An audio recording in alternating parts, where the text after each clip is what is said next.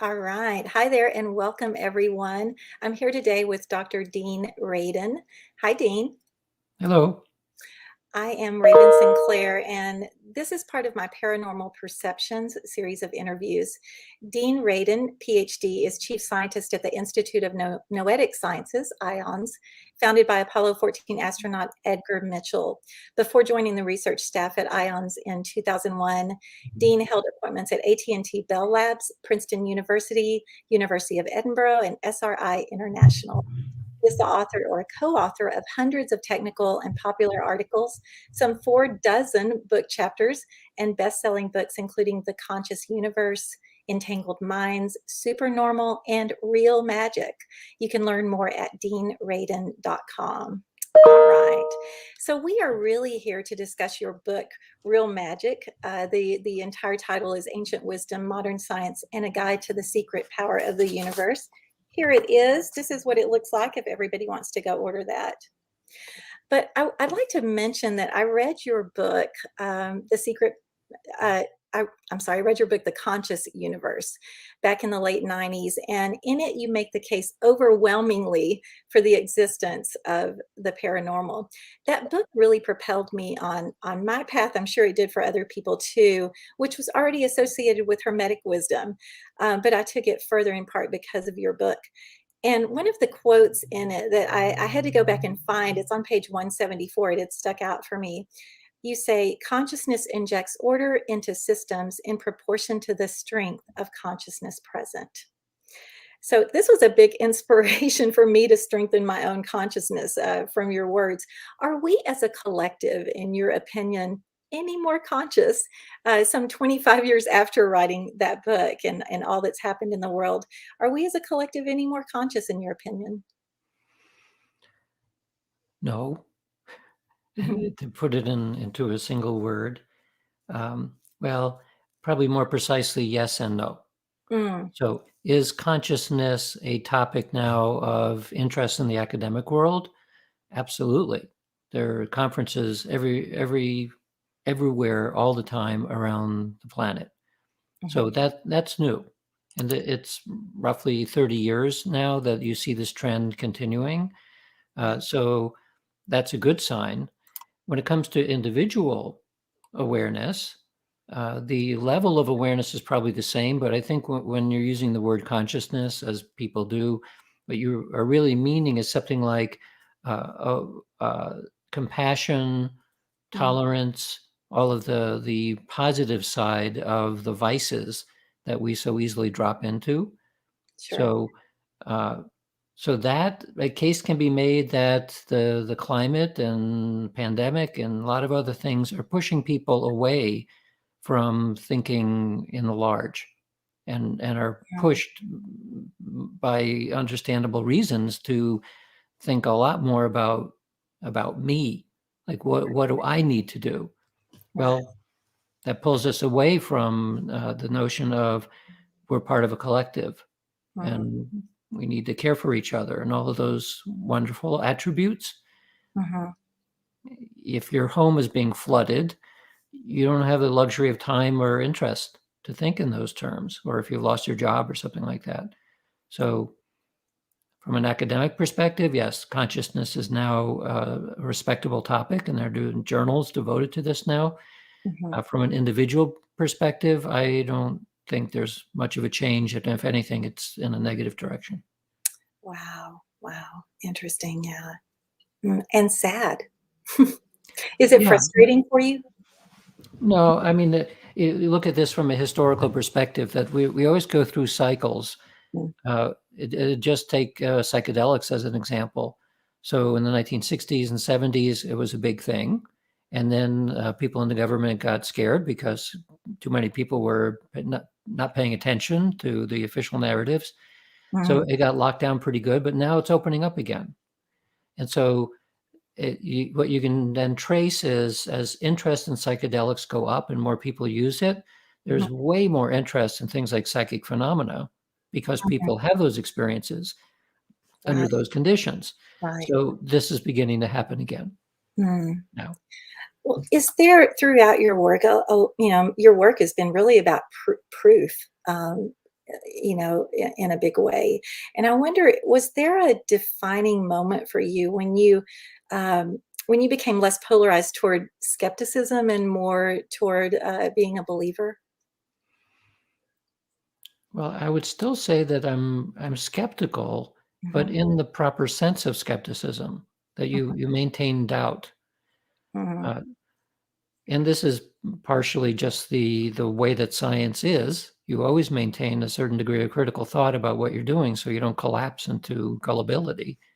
sure. But on the other hand, after doing many experiments for many years and meeting people like yourself who are naturally psychic or at least interested in these things, Mhm, uh, I've experienced some things myself and I've heard a lot of stories which convince me that overall, the likelihood that these phenomena exist is extremely high. right. So once you reach that level, you're no longer interested in proof because you've proved it to yourself. Mhm, What's much more interesting is understanding the process. Like, how mhm, do we make it better? How do we understand how these things fit in with the rest of what we know about science? All of those kinds of questions. sure. Okay. Well, and let me mention before we go on, for those who are watching live, that you are welcome to ask questions. And it looks like we do have something here. Where do the questions show up? Oh, from Jesus Christ. Okay. Oh, So we have lots of people watching. All right. So you mentioned that in 2008, you and some colleagues began a series of experiments to take a look at the observer effect. Is so fascinating. There's also a YouTube video, of course, where you summarize these 17 studies, but it's so important. What can you say about your findings right now? well, this is referring to an idea in quantum mechanics, which is puzzling over how do you get from the quantum potential states or possibilities that are described by the mathematics of quantum mechanics. How Mhm, does that turn into the classical world that we experience? Because those two worlds are very different. One is all about an abstract mathematical state, which is not physical yet. It's mhm, purely abstract, into the world that we live in, which certainly seems to be pretty stable and physical. mhm, And so it's not all that clear how you get from quantum potentials into classical actuals. About the best that we have today is something called decoherence, which says that the quantum potentials interact with the environment and it collapses the quantum nature of an object.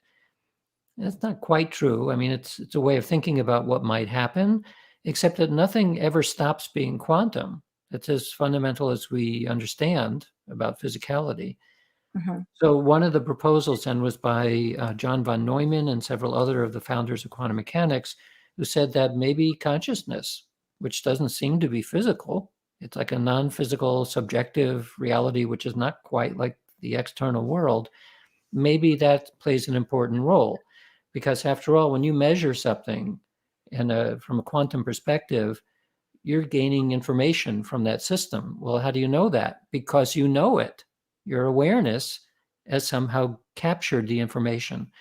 So the concept then became that maybe there's something about consciousness that collapses the quantum nature of particles and makes it classical.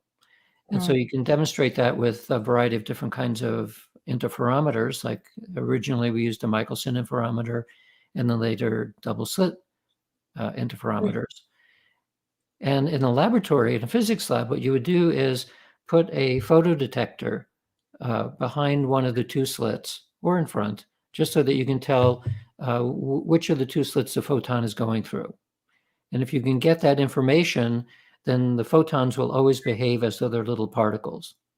And if mm, you don't get that information, they will behave like waves. So we simply had people imagine using clairvoyance that they could act like a detector. mhm, They could put their mind and simply decide, where do I think it's going? So what you see in that kind of experiment is that the interference pattern changes.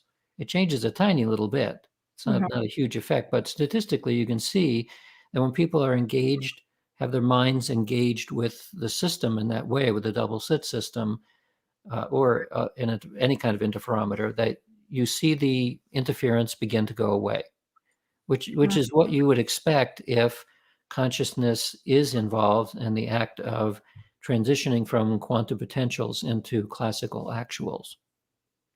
So I used some buzzwords there. A friend of mine accused me the other day of sometimes doing fancy talk, which means you're using jargon. So I try not to do fancy talk, but I sometimes can't help it. I would call that bougie talk. That's what I would say. But Bougie? yeah, bougie talk. Oh, Yep. bougie talk. Okay, I like that. So thank you for that. I was trying to follow you and think I somewhat did. This reminds me of, and I know you mentioned this in at least one of your books, that speaking of ancient alchemy or alchemy, that the consciousness of the alchemist was a key part of the process. So what's your thought about that? Well, it's true. All of the esoteric practices assumed a different philosophy than we do today in science. So the scientific philosophy is that we live in a world that is best described as materialism, where everything is made out of matter or energy, including everything that you think about yourself. So you are your brain is a modern way of thinking about who we are. You're literally your brain. Your brain goes away. You don't exist anymore. In the esoteric traditions, there was a different philosophy, which is that everything starts with consciousness. So even the physical world itself emerges out of consciousness. And from that position, you end up with a very different way of thinking about how everything works. For example, among other things, you are not your brain. You're partially your brain, because the brain has a certain way of constructing information and dealing with it. But even the brain itself, from an esoteric perspective, is an emergence of consciousness itself. So one of the reasons why in my book, Real Magic, I talk about idealism or as the esoteric philosophy or the basis of esoteric thought is because it is really, really difficult to start thinking about how do we explain psychic effects using science as it is currently standing on a materialistic basis. It may be possible at some point, but not until we have a much better understanding of what we mean by the word physical. Right. So I'm not sure I answered your question. I got deflected by something. No, that's okay. You did somewhat answer it, and I remember you conducted an experiment with dark chocolate. Can you tell us about what did that show you? The idea was, well, the origin of it is partially based on religious rituals, like the ritual of the Eucharist, where a piece of cracker turns into the body of Christ. That's what that magical practice is supposed to be about. So the question then is, well, is there any evidence that anything like that is more than simply a ritual or a concept? And when you talk to professional chefs, especially ones who make special kinds of meals, like gourmet type meals, they will sometimes admit that the attitude of the chefs and what is going on in the kitchen makes a difference in terms of how people respond to the food. So both of those kind of suggest that maybe there's a way that by blessing a piece of food or simply intending that it be changed in some way, that people will respond to it differently. So we decided to do this with chocolate because it's easy to recruit people to eat chocolate. Sure. And so we had a Mongolian shaman and a Buddhist monk. Both were given a specific intention to impress into pieces of chocolate. And then we had controlled chocolate, which was from the same source but wasn't blessed. And then we recruited, I think we had 60 people total in that experiment. So half of them, under blinded conditions, got the treated chocolate and half got the not treated chocolate. And we predicted that after 3 days of eating the chocolate, that the ones who got the treated one would actually report better mood, because that's what we asked the shaman and the Buddhist monk to do that kind of imprint, that your mood will be improved. And that's what we saw. Wow. So apparently, what it doesn't answer is, did something happen to the chocolate? Was there a chemical change or something? We didn't have, that wasn't part of the experiment. It was simply to see if people could respond to it in a different way. So the answer was yes. Wow. Fascinating.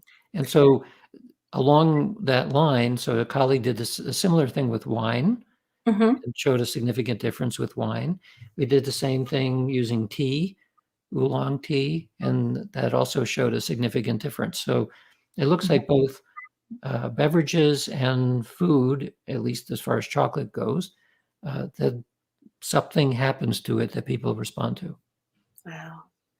That reminds me of a client years ago had told me this story of someone that she had known had always lived a very healthy life from the time she was, a little girl, was raised in a very healthy manner and got cancer anyway as an adult. And so she decided she was just going to eat whatever she wanted to.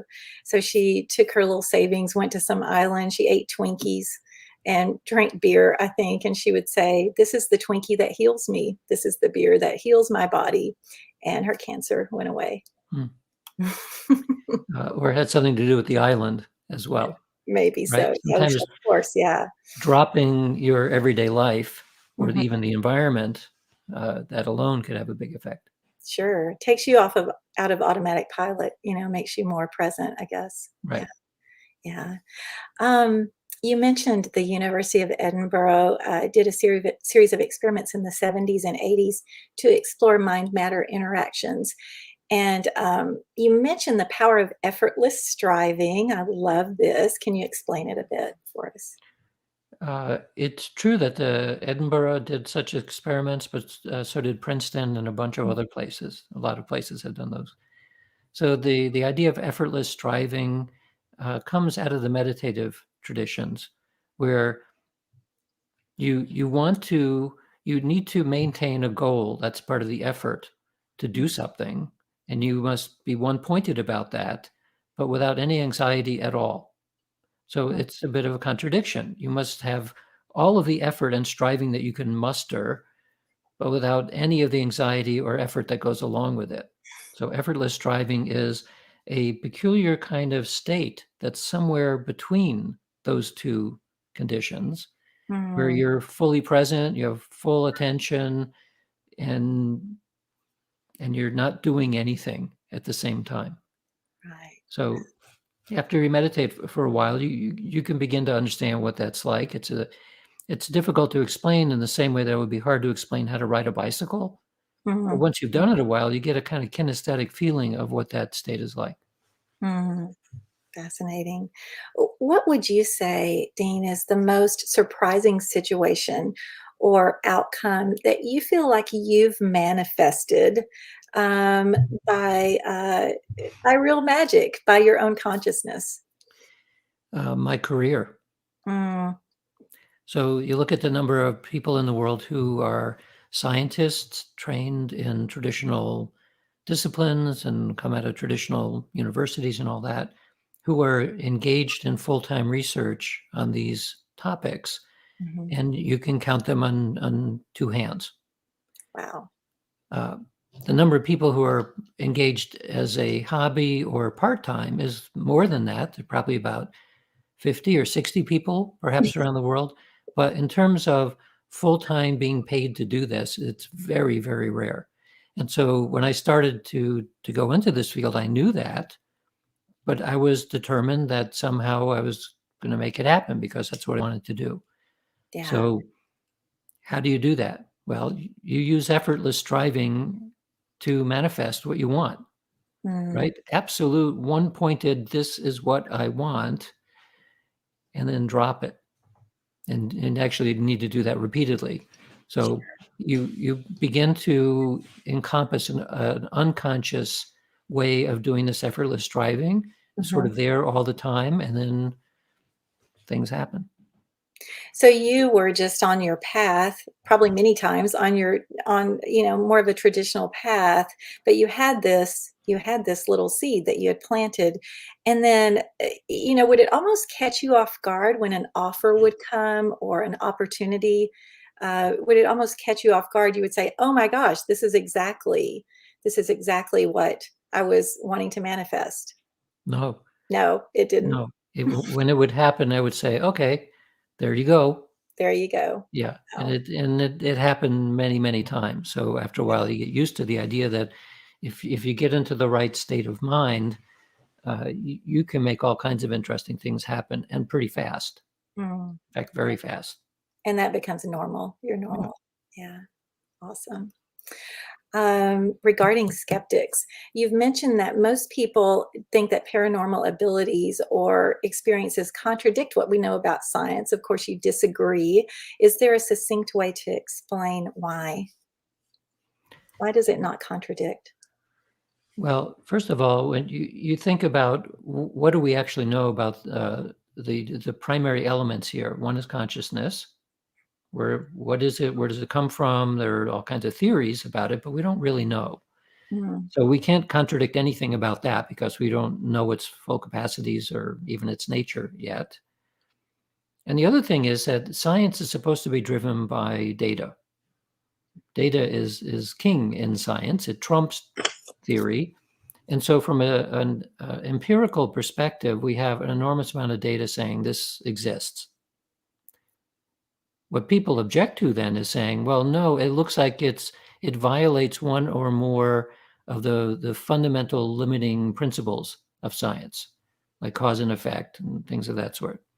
So there's an irony here. The irony is that when you read sometimes what skeptics will say, um, that these things are impossible, or it must be something else. Um, and then they'll refer to a philosopher named C.D. Broad, who back in the 50s wrote an influential article on the basic limiting principles of science. And he goes through a bunch of them saying, this is what we believe to be true based on what we know about science. So one example is causation. Time only goes in one direction. You can only have cause and effect. And then and that's so this is what skeptics use as a reference to say, well, clearly these phenomena can't exist because it violates basic limiting principles of science, except that they didn't read the rest of the article, because the whole point of that article is that Broad goes through all of these things and then says, but the data about these psychic phenomena is really good. Therefore, something's wrong with the basic limiting principles of science. It's not so basic after all. Some elements of what we thought was true, primarily based on a classical physics perspective, are wrong. And so what I generally will find is, first of all, people will look at evidence in different ways depending on how their prior judgment. So if you ask some scientists, their prior judgment is, you say, what is the probability you think that telepathy is real? And they'll say, well, I don't think it's really real, but if you're forced to give a response to say it's much less than 1,000,000,000 to 1 odds against chance. mm, So that provides their prior estimate. So now what you bring in data and say, well, how does this data change your previous opinion? Well, they might say, well, I don't know, it looks like there's problems with that data. So, but maybe now it's not 1,000,000,000 to 1, it's 999,000,000 to 1. mm, So it changed a little bit.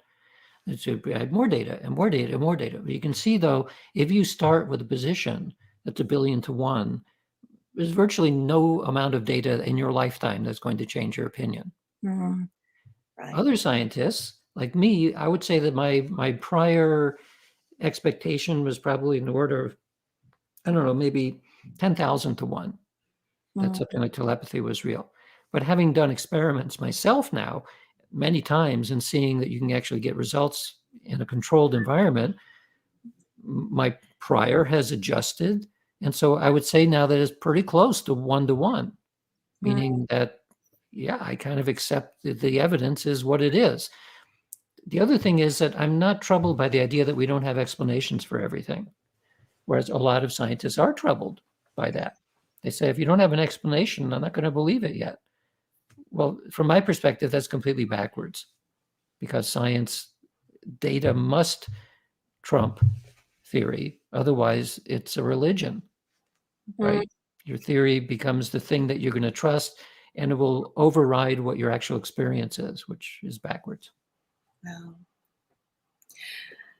You mentioned cause and effect. That's one of the 7 Hermetic principles. It's in all kinds of other things. So when I teach it, I always tell people they come in the same package, cause and effect. So when you send out a cause, you already own the effect. One, like polarities, one can't exist without the other. That falls under the the theory column or religion column. It's very abstract, but there is retrocausality, that there is some proof of this. Can you tell us what you've seen around that and your thoughts about it? About retrocausal effects? Mm-hmm. So from an experimental point of view, it falls into the category of precognition and presentiment. So precognition is pre-knowing, and those are experiments like you try to guess which symbol is going to be selected next. And presentiment is pre-feeling, where you're using a physiological measure to gauge what is happening in the person's unconscious, as reflected in their body, before some kind of a stimulus takes place. So I've done many different kinds of those experiments, but the one that seems to provide a stronger result is the one I call presentiment. And the idea is that you take an example of a road that you drive often. You've driven 1,000 times, and you know where the stoplights are, and you know how traffic is supposed to behave. So one day you're driving along, and most of our driving is unconscious now. We're thinking about other things, but you begin to approach a traffic light, and you have a green light, and normally you just keep going. But on this day, you get a bad feeling about that intersection. So you start to slow down, and other cars are wondering what's wrong. Well, you don't know what's wrong. All you know is that you feel something about this intersection is not quite right today. And as you approach it, you get slower and slower, and eventually you're like right at the edge of it, and a truck barrels through sideways through the red light, and you would have been hit broadside if you didn't slow down. Right. So then the question is, well, maybe you picked it up through peripheral vision, or you heard something, something sparked that feeling, but maybe it really came from the future. So in the laboratory, you can't put people at actual risk, but what you can do is record their physiology while they're being presented with images that are either calm or emotional. So the emotional image, and they come up at random sequence. So it's like approaching an intersection, and either nothing happens, see a calm picture, or something emotional happens. The question is, can you see a difference in physiology before truly unpredictable events like this? And the answer is yes, you can. So in science, to make something real is not just one experiment, but other people being able to successfully replicate that experiment. So I think there's about 4 dozen replications of this now from lots of labs. And it's quite clear that we unconsciously do know what's about to happen under conditions where you can't figure it out or infer it or in any way otherwise know it. So that's a retrocausal effect. Have you, Dean, in all of these years and all of this research, have you honed your own abilities? Some, I would say, probably yes. So many of the studies I've done involve mind-matter interaction, psychokinetic type studies, and I usually do pretty well on those kinds of studies. I don't know, it's hard to explain exactly why, but when you practice anything again and again, and usually get feedback in these studies, so it's a kind of training. Sure. Yeah, after a while, you can do it. Mm, The effects, by the way, does not mean I'm levitating. They're right. generally quite small effects that you need statistics in order to see, but not always, because occasionally I'll do something like this. So this is a heavy soup spoon.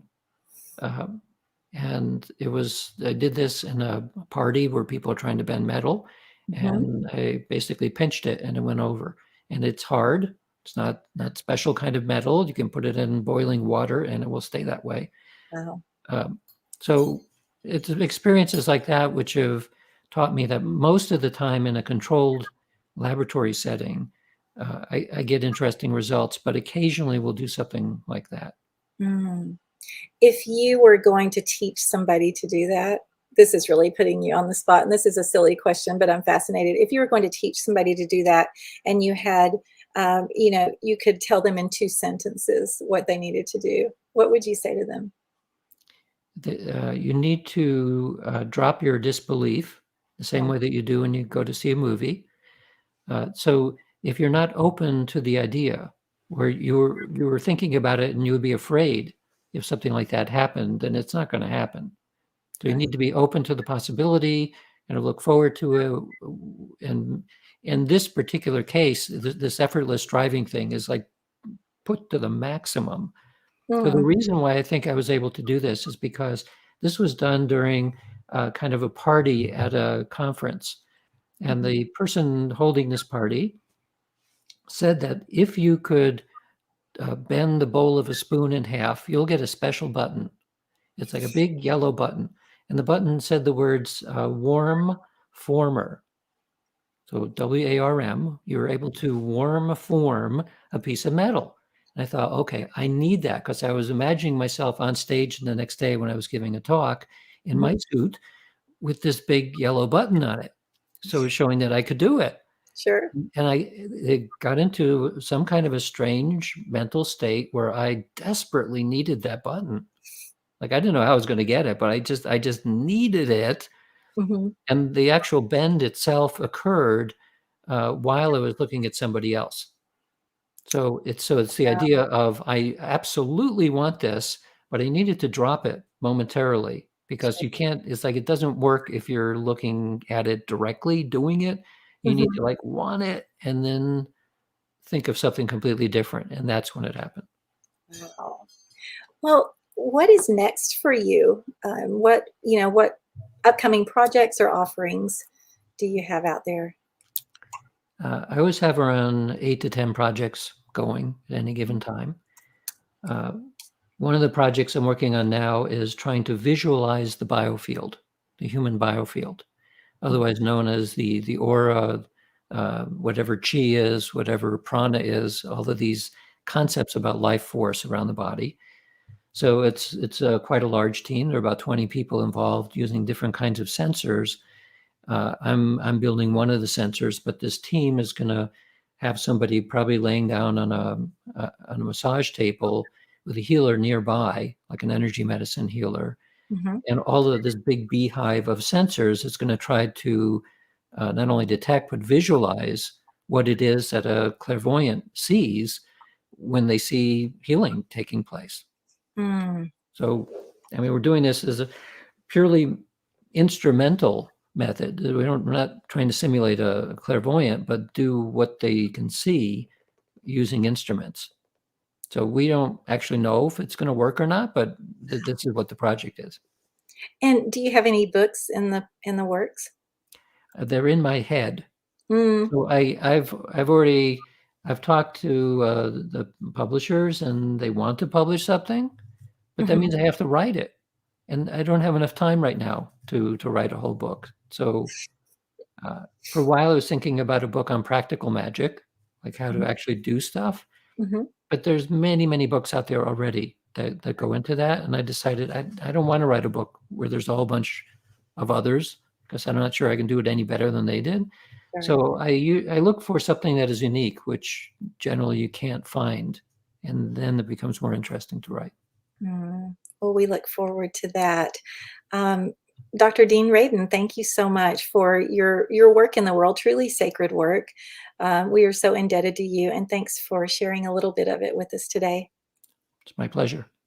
Thanks. And thanks to you for joining us. We'll have another interview coming out. Not sure when, but it will be out. So stay tuned. If you are not subscribed, click subscribe below.